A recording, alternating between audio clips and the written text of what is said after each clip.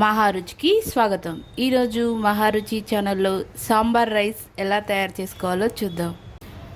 ముందుగా కందిపప్పుని బియ్యాన్ని 1 గంట పాటు నానబెట్టుకోవాలి.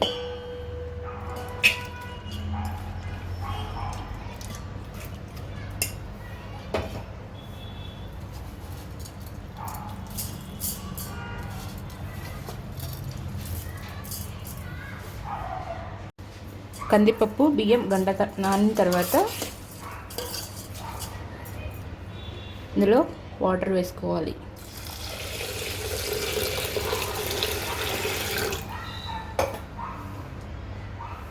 వాటర్ వేసుకున్న తర్వాత కొద్దిగా పసుపు వేసుకొని ఈ రెండింటిని మెత్తగా ఉడికించుకోవాలి.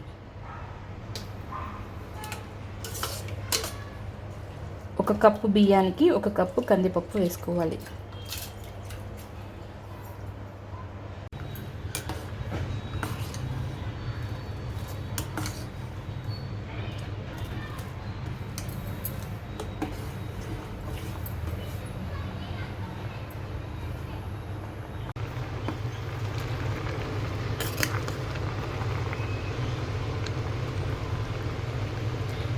అన్నం పప్పు ఇలా బాగా మెత్తగా ఉడికేలాగా ఉడికించుకోవాలి.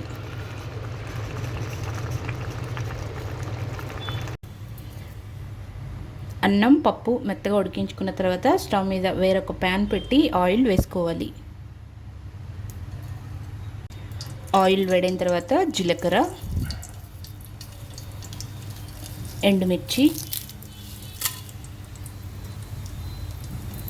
పచ్చిమిరపకాయలు, చిన్న ఉల్లిపాయలు,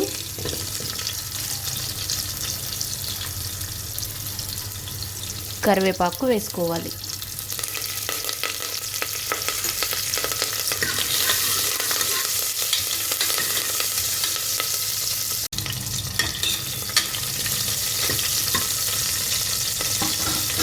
ఉల్లిపాయలు కొద్దిగా మగ్గిన తర్వాత ఇందులో వంకాయ ముక్కలు, క్యారెట్ ముక్కలు,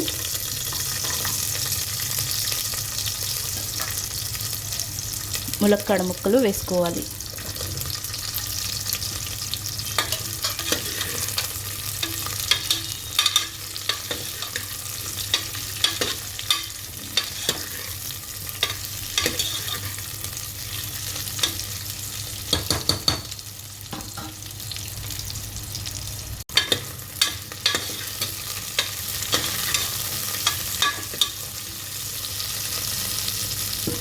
మునక్కాడ ముక్కలు కొద్దిగా మగ్గిన తర్వాత ఇందులో టమాటో ముక్కలు వేసుకోవాలి.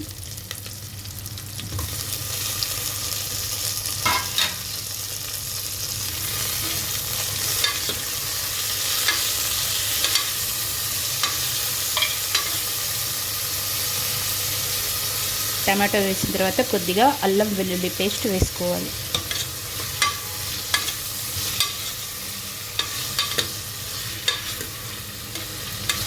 ఈ ముక్కలన్నిటిని మూత పెట్టి సిమ్లో 5 మినిట్స్ పాటు బాగా ఉడకనివ్వాలి. ఒక బౌల్లో చింతపండు రసం వేసుకోవాలి.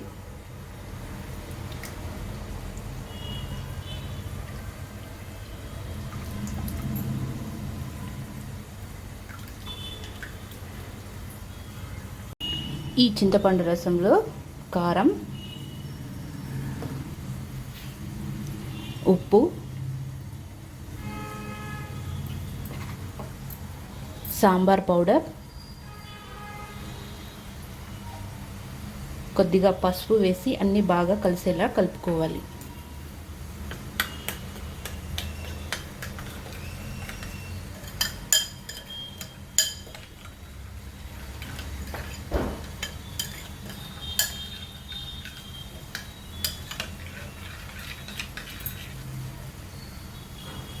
కూరగాయ ముక్కలు కొద్దిగా ఉడికిన తర్వాత మనం ముందుగా చింతపండు రసంలో ఉప్పు కారం కలుపుకున్నాం కదా, ఈ రసం వేసుకోవాలి.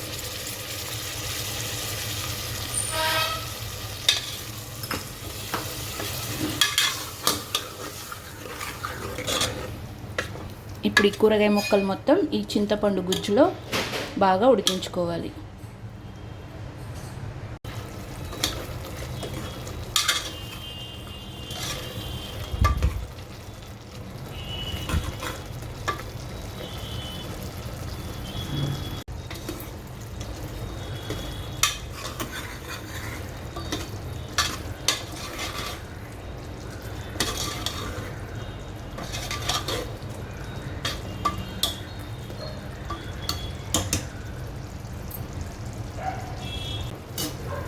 చింతపండు పులుసులో కూరగాయ ముక్కలు కొద్దిగా ఉడికిన తర్వాత ఇందులో హాఫ్ గ్లాస్ వాటర్ వేసుకుని ఈ ముక్కల్ని బాగా ఉడికించుకోవాలి.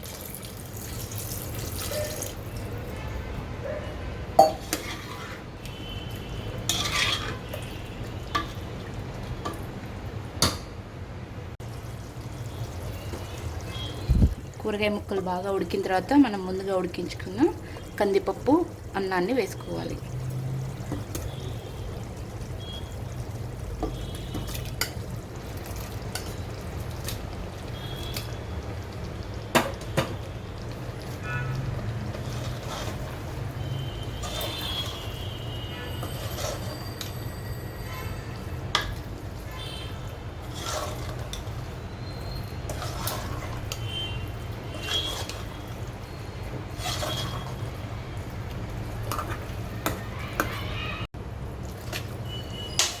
ఇలా మొత్తం కలిసేలా ఒకసారి కలుపుకోవాలి. ఇలా కలుపుకున్న తర్వాత ఇందులో 1 గ్లాస్ వరకు వేడి నీళ్ళు వేసుకోవాలి.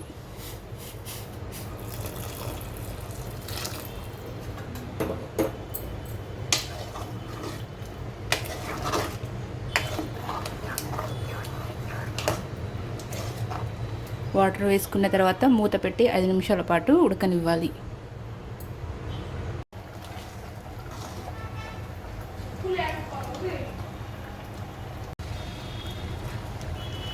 అన్నం బాగా ఉడికిన తర్వాత ఇందులో కొద్దిగా బెల్లం వేసుకోవాలి.